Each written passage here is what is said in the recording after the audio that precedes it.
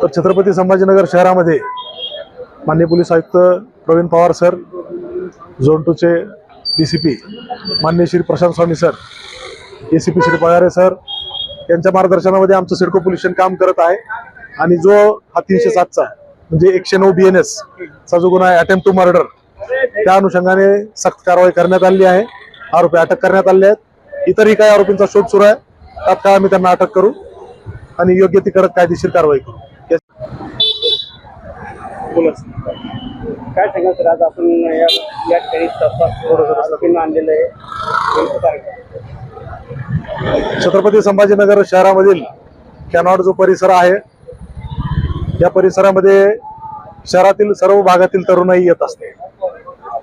तर तरुणाईनं या ठिकाणी येणं अपेक्षित आहे। इथं मोबाईलची दुकानं आहेत, खाण्यापिण्याची दुकानं आहेत, नाश्त्याची दुकानं आहेत, ते करणं अपेक्षित आहे।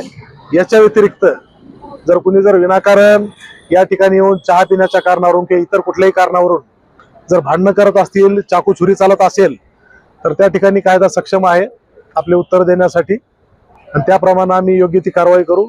योग्य कलमांवर गुन्हा दाखल झालेले आहेत, 307 चे गुन्हे आहेत आणि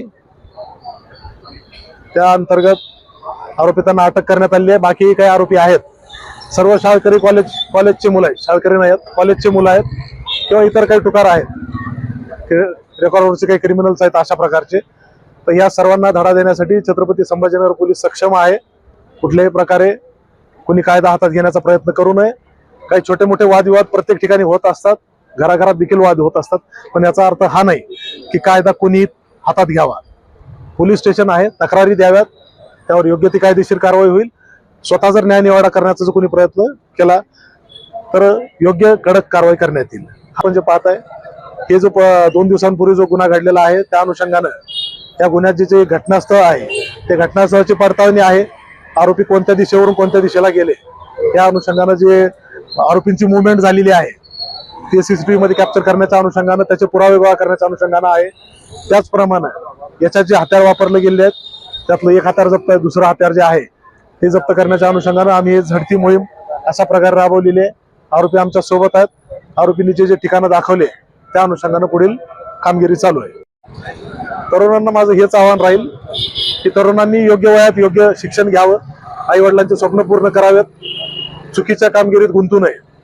चुकीच्या कारवाईत गुंताल, मित्रांसाठी म्हणून तुम्ही इथे याल, भांडणं कराल, एकमेकांशी भांडणातून जर चाकूछुरीचा वापर होत असेल तर ही विचार करण्यासारखी गोष्ट आहे। मध्यमवर्गीय चांगले सुसंस्कृत घरातली मुलं आहेत, काही रेकॉर्डवरचे क्रिमिनल्स आहेत, तर स्वतःच्या जीवाला धोका होईल अशा प्रकारचं कृत्य करणं बिलकुलही अपेक्षित नाही। विचार करायला पाहिजे की घरी आपल्या आई वडील वाट बघतायत, कुटुंबीय वाट पाहतायत, तर ही गोष्ट व्हायला नाही पाहिजे। याच्या अनुषंगानं भांडणं झाले तर या पोलीस स्टेशनला या, तक्रारी द्या, आपल्या तक्रारीवर योग्य ती कायदेशीर कारवाई होईल। परंतु अशा प्रकारे भांडणं करून स्वतःचा जीव पणाला लावणं योग्य नाही आणि इतराचा जीव सुद्धा धोक्यात घालणं योग्य नाही। असं असेल तर पोलीस दल योग्य कारवाई करण्यास सक्षम आहे। एवढंच सांगतो।